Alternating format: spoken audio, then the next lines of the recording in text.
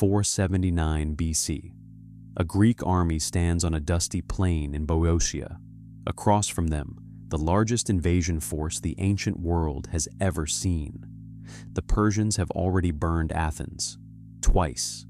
One more victory, and Greece belongs to the King of Kings. Everything the Greeks are, their cities, their freedom, comes down to a single morning, and it begins with a retreat that goes horribly wrong. A year earlier, it looked finished. Xerxes, the Persian king, had poured a vast army into Greece. He took Athens. He watched it burn from a golden throne. Then, at sea, off Salamis, disaster. The Greek fleet shattered his navy in a single afternoon. Spooked, Xerxes turned for home. But he didn't take the whole army with him.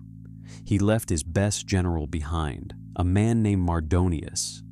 And Mardonius had one job: finish the conquest.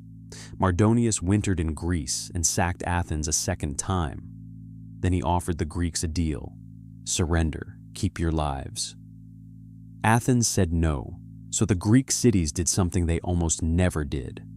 They united. Sparta marched out in full strength.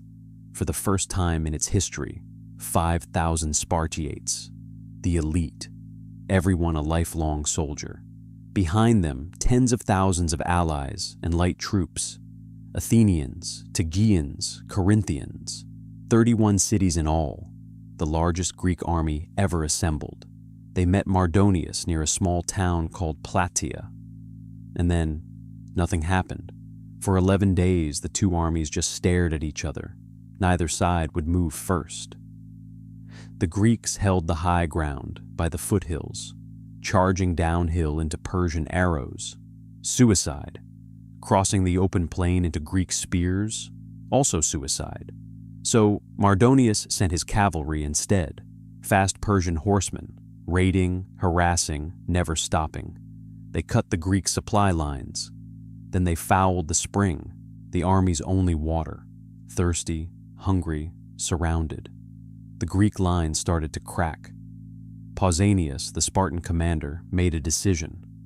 They would slip away in the dark to better ground. It was the right call. It nearly destroyed them. Moving an army at night is chaos. Units lost each other in the dark. The center drifted off toward the town and stopped. And on the Spartan wing, a problem. One officer, Herodotus, refused to move. Retreat, he said, was a disgrace. He would not run from Persians. The story goes he picked up a boulder, dropped it at Pausanias' feet, and called it his vote. The argument burned the whole night. By dawn, the Greek army was scattered across the plain, strung out, disconnected, exposed. And Mardonius woke up, looked across the field, and saw the mighty Spartans, apparently running away. He thought he'd already won. He ordered the whole army to charge. It was exactly the mistake the Greeks needed. The Persians surged forward, out of formation, chasing a victory that wasn't there. They planted their wicker shields and loosed arrows. A storm of them. The sky went dark, and the Spartans just knelt behind their shields, waiting. The omens, their seers said, were not yet right. Men fell. Still, they held. Then, at last, the signal. The Spartans and Tegeans rose and charged. Bronze hit wicker, and wicker lost. Heavier armor, longer spears, a wall of shields grinding forward. The Persians fought hard, but they couldn't break it. Then Mardonius rode into the fighting on his white horse. A Spartan named Iamnestus hurled a stone, and the general who was meant to conquer Greece fell dead. The Persian army saw their leader drop, and the whole line broke. They ran for their camp, a wooden stockade. The Athenians tore through the walls. What followed wasn't a battle anymore. Herodotus claims barely 3,000 Persians escaped alive. The numbers are surely exaggerated. The result was not. The invasion was over, and far away, on the same day, so the story goes.